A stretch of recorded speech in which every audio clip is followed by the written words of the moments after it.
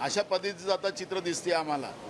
आणि जो शेतकऱ्यांच्या बद्दल बोलेल त्याला निलंबित करायचं सभागृहातून, आणि जे शेतकऱ्याच्या विरोधात बोलतात, शेतकऱ्यांची चेष्टा करतात, त्यांना सन्मानानं वागवतात, अशा पद्धतीचे सरकार आहे।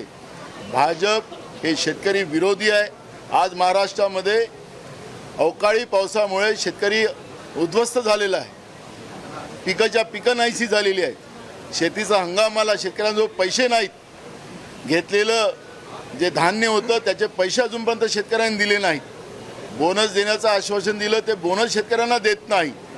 कर्जमाफी करण्याची भूमिका या लोकांनी मांडली होती, कर्जमाफी करायला तयार नाहीत आणि पीक विमा सुद्धा बंद करून टाकला।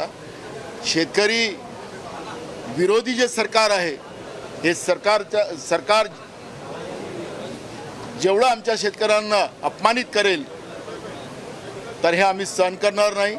सरकारच्या विरोधात आम्ही रोज आवाज उचलू, एक दिवस नाही, रोज निलंबित केलं तरी आम्ही थांबणार नाही।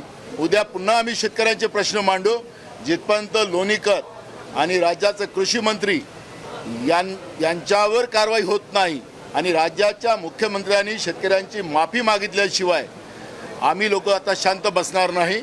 शेतकऱ्यांचा अपमान आम्ही अजिबात सहन करणार नाही, या पद्धतीची आमची भूमिका आहे।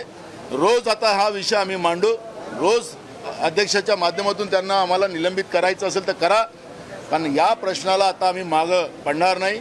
शेतकऱ्यांची कर्जमाफी असेल, अवकाळी पावसाचे पैसे असतील, शेतकऱ्यांच्या शेतीमालाचे प्रश्न असतील, हे घेतल्याशिवाय आता या सभागृहामध्ये आम्ही शांत बसणार नाही, अशी भूमिका आता आमची आहे।